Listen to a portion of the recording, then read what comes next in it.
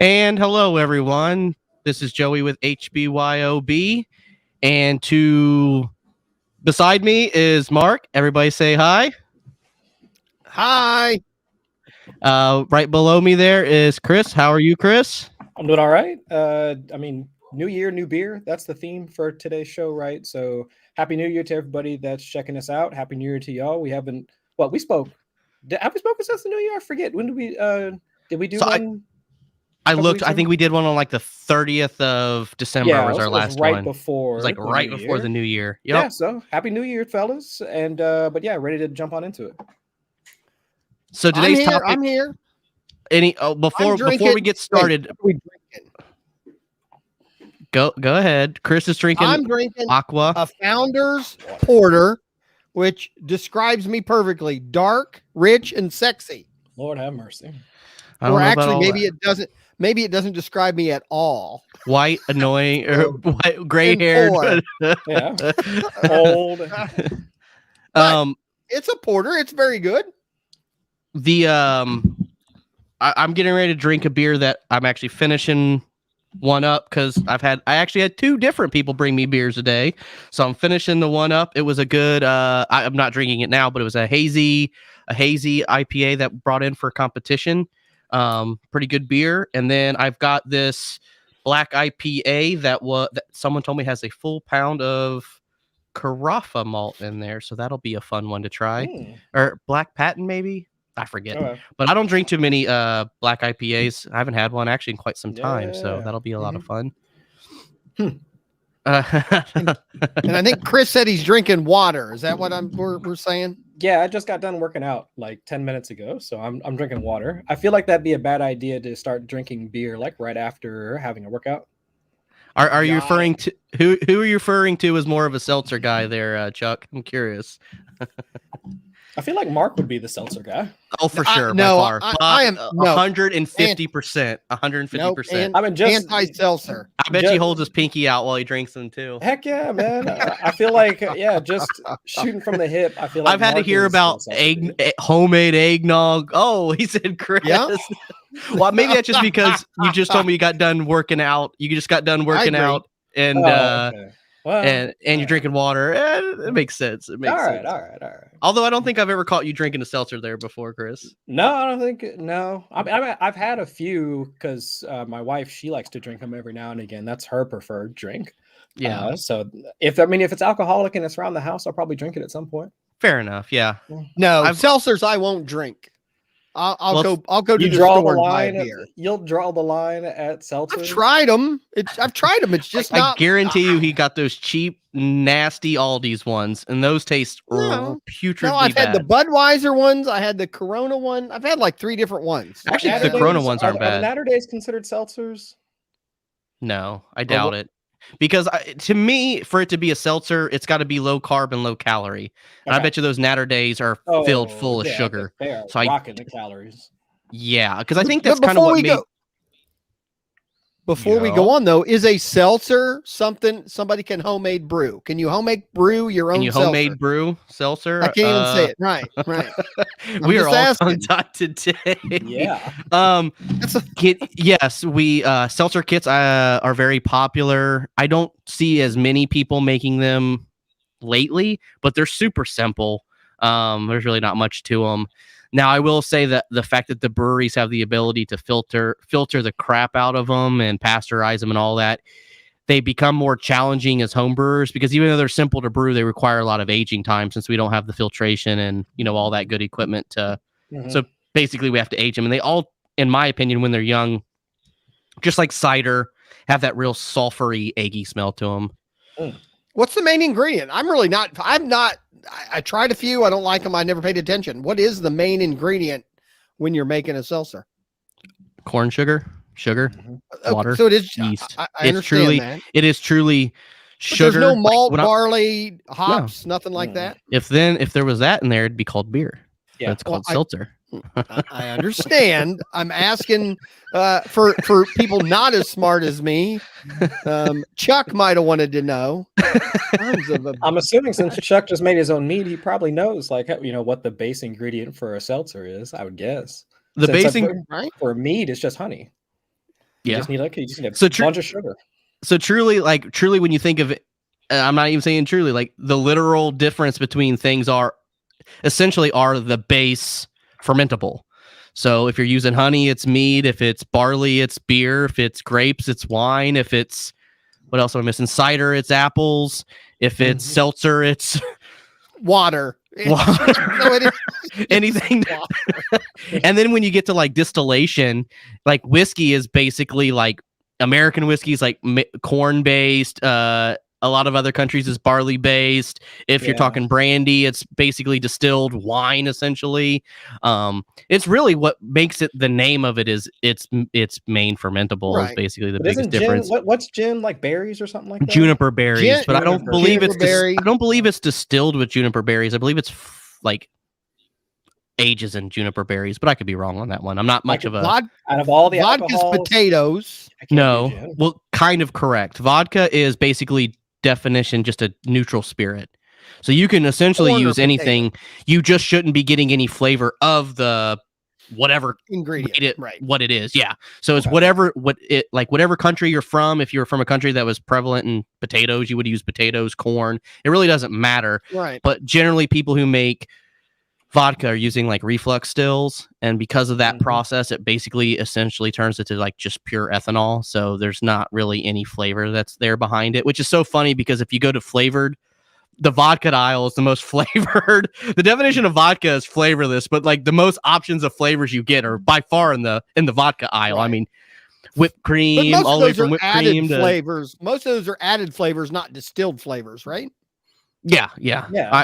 I would assume so, but that's what I'm saying. Like with gin, I think the juniper berries are introduced after the distillation process, just like oak is introduced with whiskey after the process, versus like brandy and all that is coming from the beginning of the process when you fermented the fruits. But that was a good little rant. Guave's tequila, right? Yeah. And tequila doesn't have to be aged in oak barrels, but can. There's a lot of things that like don't have to be, but can, which is pretty cool. We were, like I said, we've been doing these BJCP certified classes, and someone brought me in the beer because we were like going to judge it, and we, a lot of times it'll say like alcohol can be present but doesn't have to be, and the hazy he brought in was like 9%. I think said 9% alcohol, so it was definitely, like I told him, it was slightly boozy, but based on what the judge or what the score sheets said it could be, he was still within the style guidelines. But I don't think of a hazy as particular like boozy for what I drink most of the time, because most of the time like the New England IPAs got to drink, like I always say, like Brass Monkey or Mimosa, which for those out there who don't know, you drink the 40 ounce of whatever cheap malt liquor you have to the label, and you fill it with orange juice. And that was the New England before New Englands were popular. Didn't we do that one night playing cards? I could have sworn we did that at some point. I have drank more than one Brass Monkey in my day, and I've never seen the light of day into a college classroom. Yeah. That was kind of like a, Beastie Boys made it popular, but that was kind of a college thing. Before we get started, now we went on a good what makes things what they are rant. I did want to say we are hiring here at HBYOB, so if you know of anyone out there who would like a job in the home brewing world, please let them know, have them apply. They can email me, joey@hbyob.com, or they can give us a call. Any way is good. One of the two requirements are you need to be 21 years of age or older. And then the other one would be, obviously, if you don't have to be completely knowledgeable at home brewing, but if you could please have some background in the brewing world. One of the applicants I talked to the other day said that their dad was an avid home brewer. They never done it themselves, but their dad was an avid home brewer. So like I said, I at least hope you've had at least a couple batches of whatever it may be under your belt. But just please, if you could, spread the word. I know a lot of industries out there, a lot of places right now are hurting for help. So, but it's a fun job here. You get to talk beer, and sometimes you get to drink beer like I did earlier today on the job. So maybe it fits in with what you just said. And earlier, I'm going to combine the two things. How many home brews have you tested and or drank since you've been in the homebrew business that weren't your own? Meaning, I never even asked you before. I mean, are you regularly getting samples from customers? I would say if my doctor is listening right now, he would ask me if I consider alcohol to be a problem in my life. But I, on a real talk, it's got to be in the hundreds. I would say, and it's been 5 years. If it's been 5, I mean, I had 2 beers today. I had 3 beers brought to me today. Now, granted, I've not drank all of them, but I've had 3 beers brought to me just today. You times that by 3 years of being here, or 5 years of being here. I mean, so what, like maybe 1 or 2? But you're not getting 3 every day. No, like today was particularly odd, but I would say it's at least 3 a week. 3 a week, okay. At least. That's pretty good. There was one time. Is that a benefit of someone looking for a job there? Yeah, I was going to say. I mean, that's the only reason why we're having these podcasts, and so y'all can bring me all of your good beers. I can drink them on cast. And I can drink for free for like the next. Think about that. 3 a week. That's like 150 some odd a year. Yeah, times that by 5 years. It's like I said, I know it's got to be in the hundreds. And to be honest, like I said, I remember when we did not the last homebrew competition, the competition before that. I actually there was the person who was working here. I was like, hey, you want to try some beer today? Like, we got to try, even if we just take a sip or two, because I had a whole refrigerator packed full of them.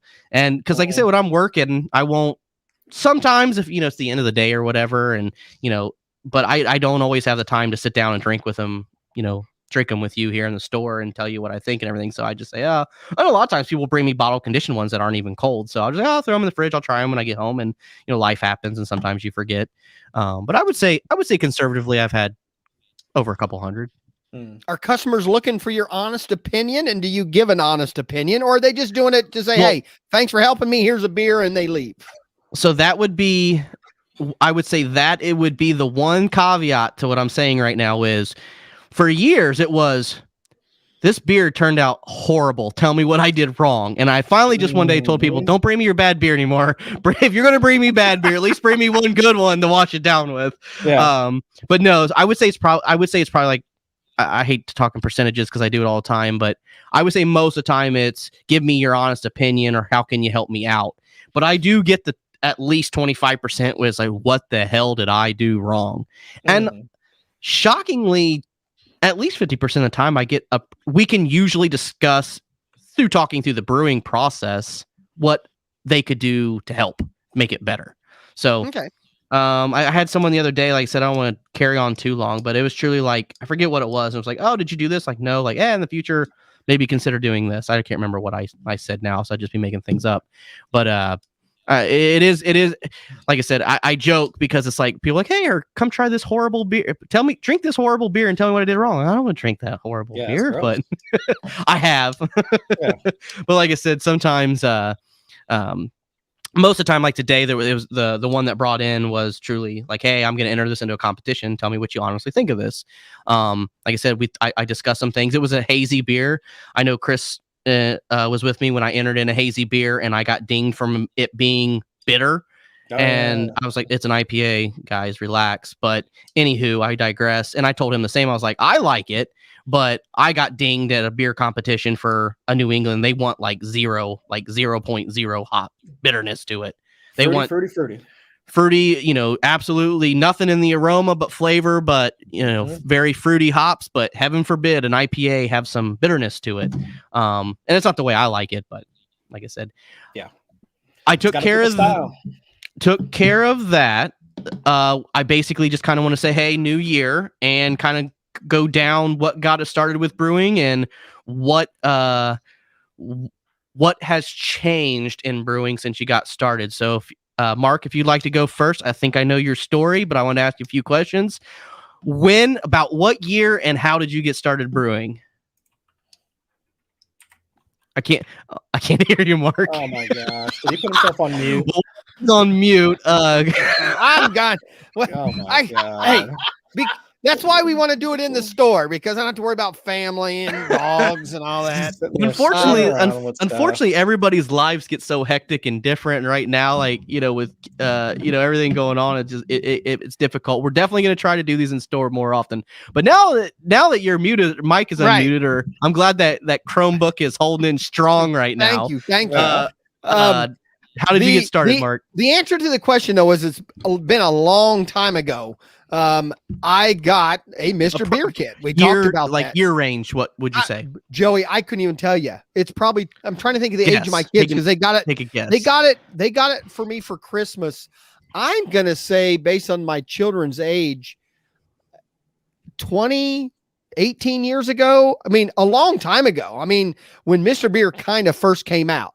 Some people may not remember. Actually, there were some, I think I originally first saw it on, I know it's not QVC, but back then it was called something else. There was some other home HD. network. There's something like that. Yeah. Yeah, but I don't even think it's one that's still around. It was just one of those first, where they only did like a couple of hours. It wasn't like an all day thing. I'm going to say in quotes, my kids got it for me for Christmas, but really it was, my wife saw me interested in it and, got it for me. And I probably only brewed, I think if I recall, those were 2 gallon kits or 1.5 gallons, something like that. It came with 3 cans. I made those 3 cans and it was drinkable. That's the best word I can give you. It was drinkable. And then I put it away. Ones?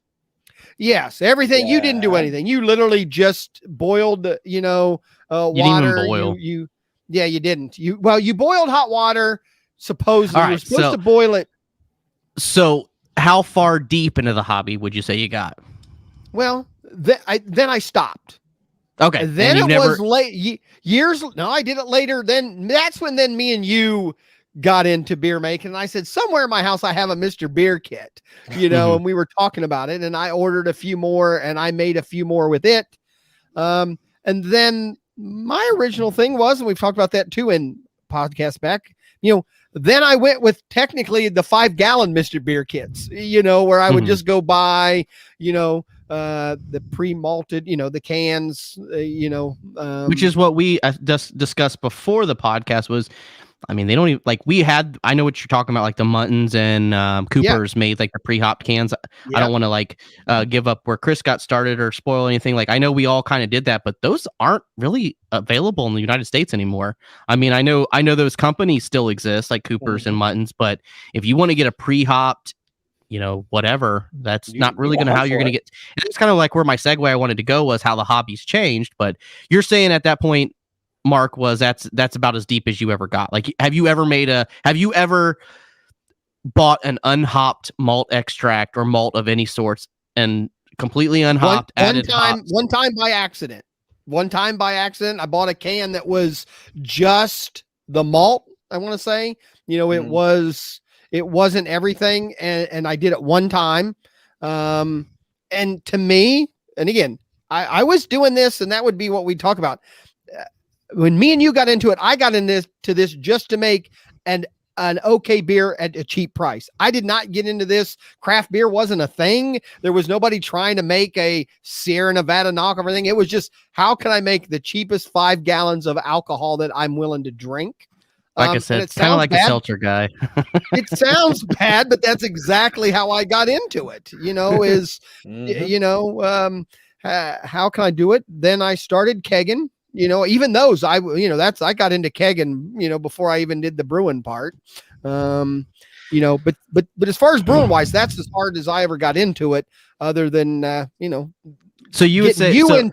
And then I took advantage of what you were doing. So what was the last, how long has it been since you brewed a batch of beer? It's been a while now. Okay. It's been a while now. So the kids are gone and I can afford expensive beer. So now I can just buy good stuff.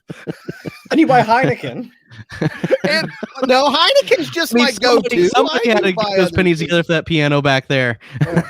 Exactly. I mean, if you can afford that house you got sitting there behind you, I mean, let's get better beer. Stevie Wonder's coming over later. I got Stevie coming over. You'll didn't direct him to the piano. I got to get him around the corner. But I have enjoyed, like I said, I don't want to say I've lived through you, but me and you were spending a lot of time together. Can we clip that? Is there a way to clip that? No. But you lived through me. Like that? Yeah. I do. Chris, how did you get started? Well, I think we've talked about it on the show beforehand, but it's when you and I started hanging out and I got sucked into the hobby just through the simple aspect of, could you make the same type of beer that we are buying for $9, $10, $11 a 6-pack at a cheaper price? I mean, that was the thing that kind of got me into it, was that, yeah, I could make a pale ale, Sierra Nevada, like Mark was talking about, at a relatively cheaper cost. But then and then I started off with the Mr. Beer kit, not the smaller one like Mark was talking about. I didn't know they had just like half batches or something like that, which would be pretty good to start off with. At least that would have been easier for me at that point. But I just stepped through from the Mr. Beer kit to getting a couple buckets with doing the extract, to converting that system over to having the water cooler with the braid in it to when I switched over to all grain. And then now I have the electric system in order to do that. So I've just kind of like, graduated from, system to system and switching methods like along the way, and kind of learning as I've gone along, because I think once I figured out that, you can really do whatever you want. It's like, it's not really, you're not limited to getting just whatever the extract kit says that you have to do. You can mix and match stuff. And that's what really turned me on to all grain to begin with, is that now I can really start to play with things. So Chris, you got into brewing though when craft beer was kind of almost already a thing. See, when I got into it, you couldn't go to a local grocery and buy much, other than, Budweiser, Miller, and those kind of things. There just wasn't a lot of shelf space for, Guinness, and some of that was there, and that was it back then. Cause it was like 2010, 2011 or something like that. So I didn't really, so even then it wasn't right. It wasn't as big as it is now. I mean, you go to a grocery store locally here now, there's a big section of craft style beers. Oh yeah. I mean, it's this actually was before, cause what was it after, like, it was maybe like, 3-4-ish years after you and I were brewing together, and that's when Yingling was all the rave, like in Ohio, like around that time. Like, remember that? So I hoarded. We had a new brewery. Cases. Remember, a new brewery come in with the same crappy beer. Our friend Ray, when he was military, he would bring me back, or I should say when, I haven't spoke to him in years, but I would ask him to bring me back a bunch of Yingling, and I would hoard onto that stuff like it was like liquid gold. And then it came to Ohio, and I felt that way for about 2 weeks, and then I was completely over. I still drink Yingling a lot, but it is one of, when it comes to the BMC style beers, I do feel Yingling is the best. That and PBR, but but I would also, I just generally like PBR. I don't know why. I just think it's a good beer. I don't know why.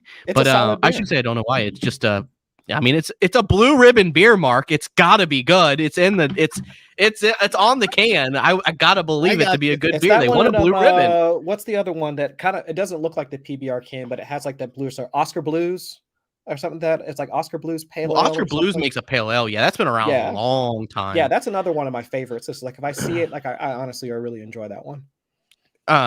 Cause that was kind of like I saw, and I've told my story of how I got started brewing a million times, but I'll be as short as I can with it. I got started brewing, and I think where Mark was talking about the brewing it cheaper part was for us. I remember truly where I had this revolutionary thing was I went to a party at my neighbor's house, and I'm not even sure I shouldn't probably say this. If I was 21, I was barely 21. And I remember drinking these beers, and I was an avid Coors Light drinker. That's where I had migrated to. I had to have been 21 by then, because I could choose what beer I wanted instead of just whatever people would bring to my house, and I got to drink. And so I just remember drinking these Keystone Lights and going. I told my neighbor, I'm like, man, I drink Coors Light all the time. Like, these are great. And she's like, I just went to the grocery store and bought whatever is the cheapest 30 pack that they had there. Yep. And then I do some research and realize like truly like Keystone is the natty light of Coors. And, and that's when I was like, wait a second, Coors Light makes Keystone Light. And I was like, so wait a second, the price doesn't matter. Like, it is just a flavor. And then I drank Keystone Light until my wife banned me from it, because she said my breath stunk so bad when I drank it. But that was when I got started in. Just true story. I could drink 3 cans of it and go home, and she'd say, turn your head away from me if I lay down in bed. Seriously. And y'all smoked too. At the time, I have no clue. But I'm telling you, if this was Coors Light, and I went home, I would kiss her high, and she'll go, oh my God, you're drinking Coors. I mean, she can identify it, and she's not a beer drinker. She can identify it a mile away. But my point from that is so that was where, like, for me and Mark, it was one of those, okay, money doesn't have to equal the flavor we're trying to achieve. Right. Yes. Well, because and I think that's why Mark was asking you, Chris, the reason why I got into home brewing was not because of any other thing. Like, I thought it was I couldn't believe you could make beer at home. It's the whole idea of it just blew my mind. But at the time I was truly drinking Keystone Light. I mean, so my palate was not eclectic. And then as I got deeper into the home brew hobby, because I got frustrated with it, was learning like to make Keystone Light at home is really kind of pointless. The equipment you would need to make that style of beer and so forth and so on, it would be just cheaper to go buy Keystone Light at the grocery store. So we brewed as close variants to it as we could.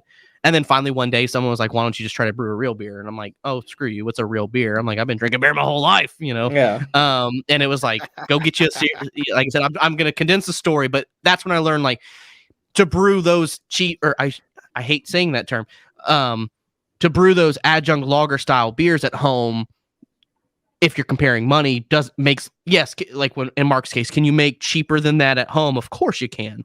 It may not be much to desire like hard seltzer. I mean, truly hard seltzer, you can make at home for like pennies. I mean, pennies.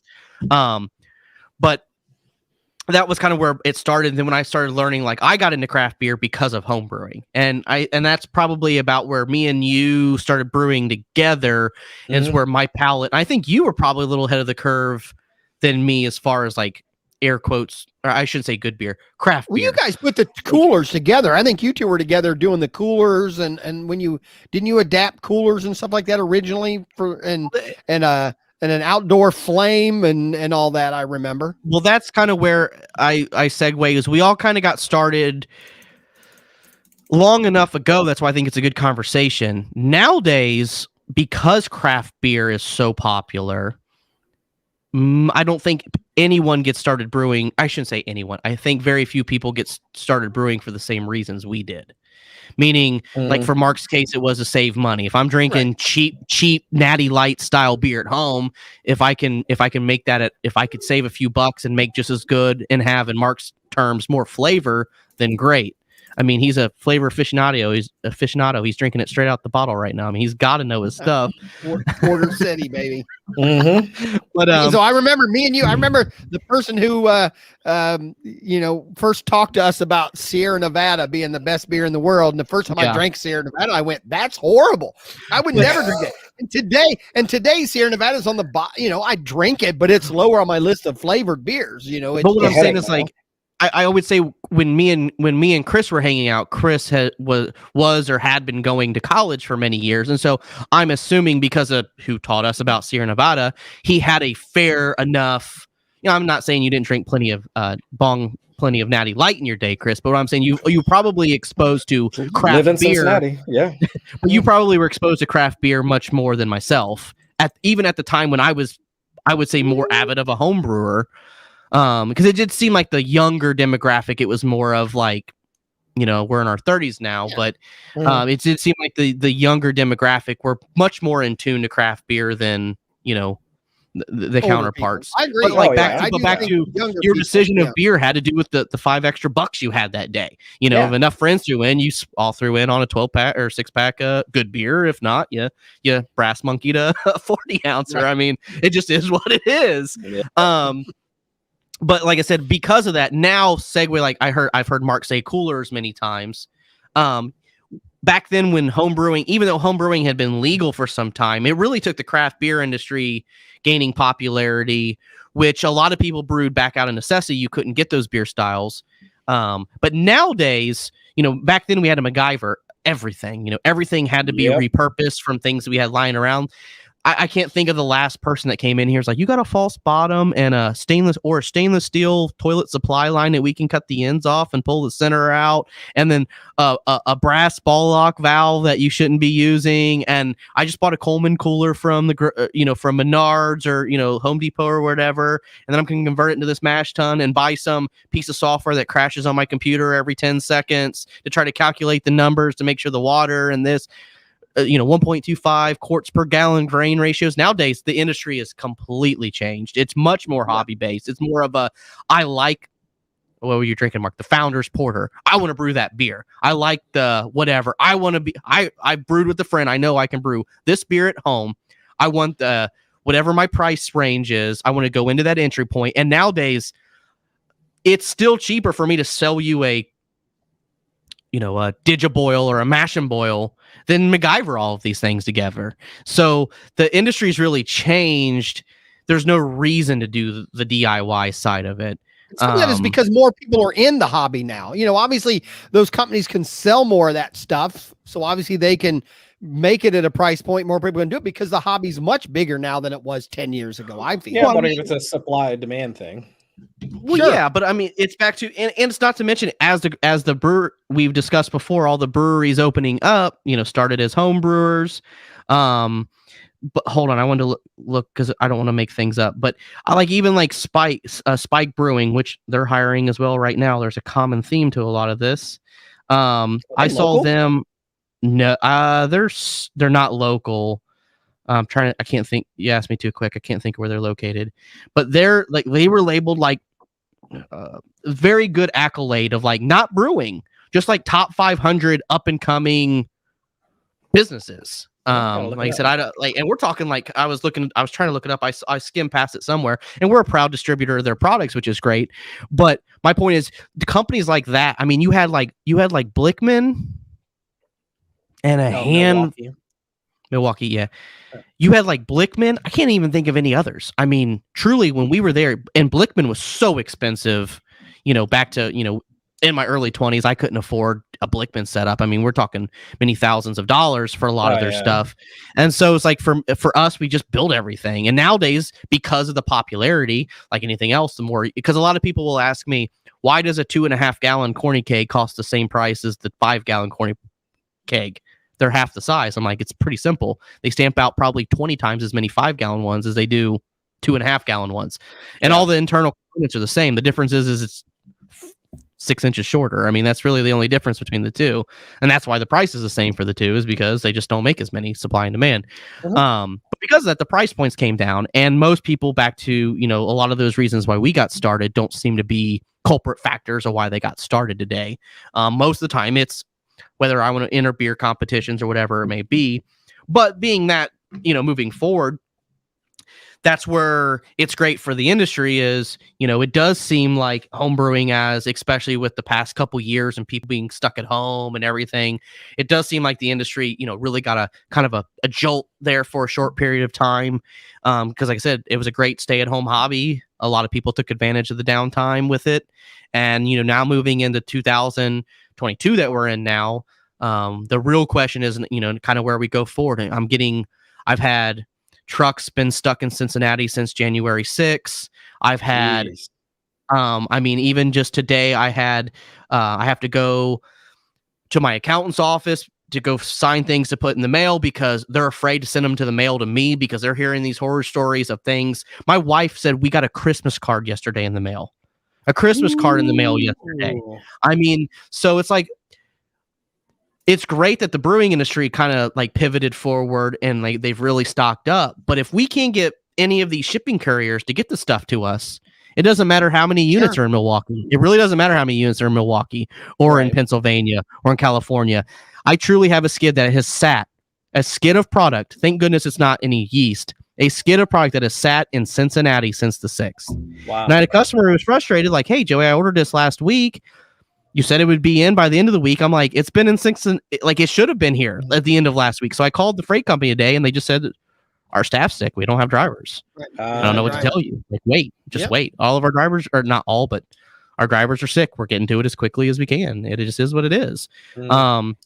So, I mean, I don't want that to be a reason to disgruntle you, but of all things, it's a good reason to come shop in store because, I mean, even if I ship it to you in the state of Ohio, you might not see it for a week. I mean, it's just like I said, we're getting Christmas cards from people who live in the same 20-mile radius as we're geting. I'm assuming they didn't put that in the mail a few days ago. Is all I'm trying to say. Well, quickly before we get ready to wind down, I'm curious because I put Joey in this category. Between Joey and Chris, how many people do you think? It's a little hard for Joey since he's in the business now, but how many people outside of being in the business have you influenced into becoming home brewers? Is that a number either one of you know? 0. Chris, well, I Chris, can at least you've say not converted one. one person. No, I don't Right, think you're I don't think I've recruited anybody to become a home brewer. I think I've recruited people to be more a part of the craft brew culture. But got to you. become a home brewer, no, I don't think I've influenced anybody to become a home brewer. And is that because it's too much work to tell them how to do it, or just I It's more mean, about I've been with time. you enough. It's the time Just- thing. I've know Right. folks that are interested in doing it. I know folks that have expressed interest in doing it, so on and so forth. But it's just more of just they don't have the time in order to really do it. That's really the only thing. But Right. but everybody's most of the folks that I've talked with about the competitions that we've been to, tastings we've gone to, or even just heck going to beer fest when that used to be more of a thing, a year or two ago.